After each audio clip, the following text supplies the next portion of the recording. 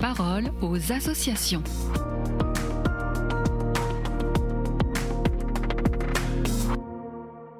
Bienvenue dans la parole aux associations. Alors depuis la rentrée, Santé-Gidio a ouvert un nouveau service pour les pauvres appelé l'espace des possibles. Ludovic Doudard, bonjour, vous en êtes le responsable. Est-ce que vous pouvez nous en dire plus ? En effet, au fil des années, Saint-Egidio a développé plusieurs services auprès de nombreux pauvres. Les enfants, les jeunes, les personnes âgées, les sans-abri, les réfugiés, qui rassemblent de nombreux bénévoles de tous âges. Dans les services aux pauvres, les personnes de la rue occupent une place prépondérante.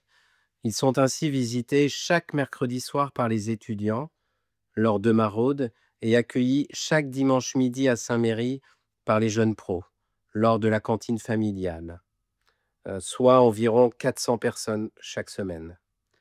Alors dès septembre 2025, ces deux services de Saint-Egidio auprès des personnes sans abri ont trouvé un prolongement bienvenu dans ce tout nouveau service. Il est tenu par des adultes de 35 à 65 ans qui mettent à profit leur temps et leurs compétences pour accueillir une dizaine de personnes en situation de précarité chaque samedi entre 12h et 14h. Et alors comment se déroule cet accueil ? Alors c'est un espace où les personnes viennent sur rendez-vous. Chaque pauvre est accueilli par un bénévole. C'est du one-to-one.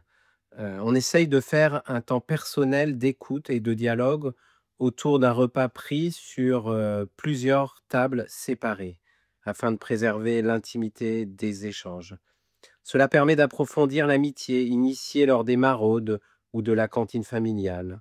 C'est une amitié quelquefois forte de plusieurs années, qui permet à de nombreuses personnes de la rue de retrouver la confiance et la force pour demander de l'aide et sortir de la rue. Alors je pense ainsi à une jeune femme réfugiée qui est venue un samedi à l'invitation des étudiants qui la visitaient dans la rue chaque mercredi pour être aidée, et elle a demandé à être aidée dans ses démarches d'inscription à l'université à Paris 8. Et c'est chose faite aujourd'hui. De même, je pense aussi à Vassilé, qui fréquentait la cantine depuis 4 ans et qui s'est senti prêt à trouver un travail. Le service du samedi l'a aidé à postuler pour devenir agent piéton à la mairie de Paris. Et il a même commencé à travailler après les vacances de la Toussaint. Maintenant, on cherche ensemble un logement et pour cela, on s'est mis en lien avec d'autres associations comme Emmaüs, par exemple. Est-ce qu'il faut des compétences particulières pour devenir bénévole à l'espace des possibles ?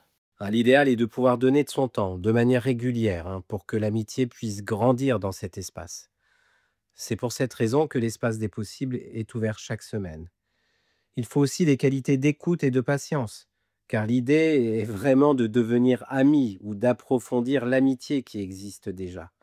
Et c'est cette amitié qui créera la confiance. Et enfin, il faut de la bonne humeur, car on vient d'abord pour prendre le temps d'être ensemble et espérer ensemble, car on n'oublie jamais qu'à l'espace des possibles, tout est toujours possible. Eh bien, merci Ludovic pour ce partage et je rappelle qu'on peut avoir plus d'informations via le site internet santegidio.fr. La parole aux associations.